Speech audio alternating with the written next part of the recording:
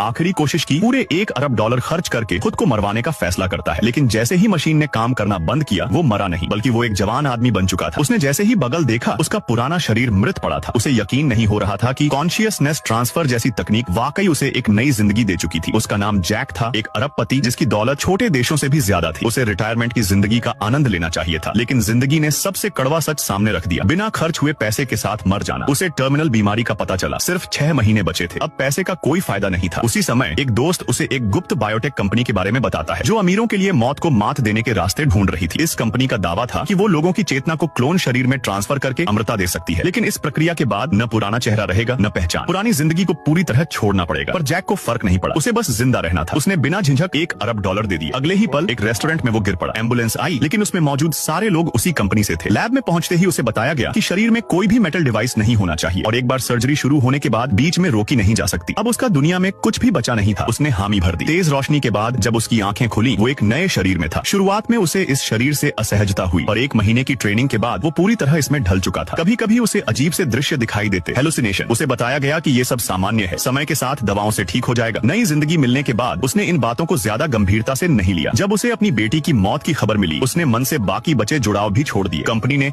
उसे नई पहचान, लग्जरी कार और आलीशान बंगला दिया, लेकिन अब उसे इन चीजों में कोई रुचि नहीं थी। पहली बार उसने जवानी का मजाक खुलकर उठाया, बिना किसी कैद के, लेकिन ये सुख ज्यादा दिन नहीं टिक सका। एक दिन जैसे ही वो अपनी दवा लेने वाला था, उसकी गर्लफ्रेंड उसे एक्सरसाइज के लिए खींच ले गई। जब होश आया, उसे तेज सिर दर्द हुआ। वो दवा तक पहुंचना चाहता था, लेकिन गिर पड़ा। दिमाग में किसी और की यादें चल रही थी, एक माँ, एक बेटी और युद्ध के दृश्य। ये सब इतना असली लग रहा था मानो उसने खुद वो जिंदगी जी हो। हैरान परेशान होकर वो कंपनी के आदमी से मिला, जिसने उसे सब कुछ कल्पना बताकर टाल दिया। लेकिन उसने कभी नहीं बताया था कि उसके सपनों में एक औरत थी, और ये बात सामने वाले को कैसे पता चली। उसे अब यकीन हो गया, वो एक गहरी साजिश में फंस चुका है। सपनों के आधार पर उसने खोज शुरू की और एक छोटे से कस्बे तक पहुंच गया, जहां बताया गया था। वहीं एक पानी की टंकी के पास एक लकड़ी की झोपड़ी मिली। वो अंदर गया और सामने दीवार पर टंगी एक फैमिली फोटो देख उसकी सांस थम गई। वो खुद उस परिवार का हिस्सा था। अब सब कुछ साफ हो चुका था। ये शरीर कोई क्लोन नहीं था, बल्कि किसी जिंदा इंसान का था। एक इंसान जिसकी एक बेटी थी और जो शायद एक सैनिक भी रहा था। तभी पीछे से एक